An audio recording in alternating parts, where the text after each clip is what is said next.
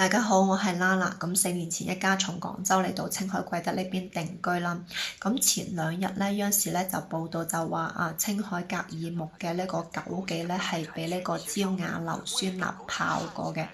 而甘肅正縣嘅呢個九記咧係俾呢個硫磺燻過嘅。咁我睇咧就係睇網上剪輯過嘅大概2分鐘嘅呢個視頻啦。咁睇完之後咧我係非常之擔心啦。第一個反應就係話係咪青海同埋甘肅出嘅呢個枸杞都唔可以食，因為都係毒枸杞。全個行業全部嘅商戶係咪都係咁去操作？咁睇完相關嘅呢啲新聞啦，同埋下邊嘅評論啦，其實大部分嘅消費者同我嘅想法非常之相似，都係話唔再買枸杞啦，唔買啦，因為唔係呢個生活嘅必需品，唔好毒害自己。咁而我自己咧係真係食青海嘅枸杞，我自從食青海嘅枸杞嘅話，我唔會再買寧海嘅枸杞，因為青海嘅枸杞嘅話比寧夏嘅枸杞嘅話係又大啦，又大粒啦，又甜啦。咁正係因為我自己食啦，所以嘅話我就好緊張啦，我梗係去揾相關嘅資料啦，去睇下點去區分呢個被呢個亞鈉炮過同埋硫磺燻過嘅枸杞同呢個正常冇添加曬出嚟嘅枸杞會有啲咩嘅區別？咁首先咧睇顏色啦，如果被亞鈉同埋硫磺處理過嘅呢個枸杞咧，佢顏色係會特別之鮮豔啦。咁我睇我手頭上面自己買嘅呢啲枸杞咧，咁係會比較暗紅色啦，而且係唔係同一種顏色嘅，咁都係比較之天然嘅。咁第二咧就係聞味道。咁如果係被亞鈉或者硫磺燻過嘅話，因為硫磺係比較之刺鼻嘅，所以嘅話，而且佢唔容易消散，咁所以聞咧係聞得到嘅。特別好似我哋呢啲係天然包裝，咁係密封嘅。咁如果你一打開嘅話，如果係被處理過，你會聞到一種異味啦。咁而我哋呢啲嘅話，我手頭上嘅我打開過嚟聞過，咁基本上嘅話就係得一種甜味啦，同埋果香味啦。咁所以我稍稍會比較之放心啲啦。咁仲有就係第三，你可以要嚟直接試啦，直接食啦。咁直接食嘅話，如果係天然嘅枸杞嘅話，你係會食到甜味嘅。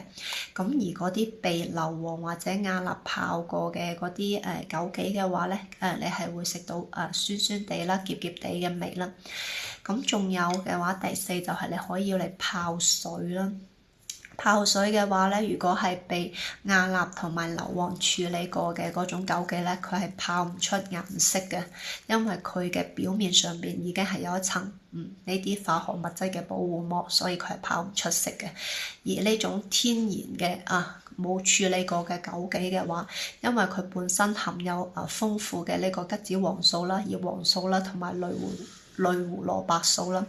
咁所以嘅話咧，佢泡出嚟嘅係嗰種淡淡嘅黃色，而且係好清澈、好透明嘅。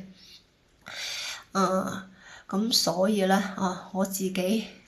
因為我食，所以嘅話我自己梗係第一時間去睇啦，去試啦。咁所以嘅話，我比較之確定我自己買嘅呢啲枸杞都係冇問題嘅。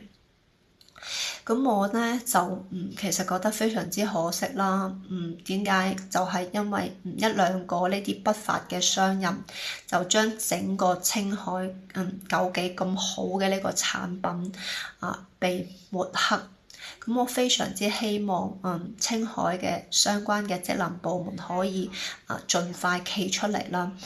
俾廣大消費者一個信心，話俾廣大嘅消費者聽，我哋青海嘅呢啲枸杞呢啲產品，呢啲農畜牧產品都係信得過嘅，都係非常之值得信賴嘅。咁我好希望呢啲好嘅產品唔會話被抹殺啦。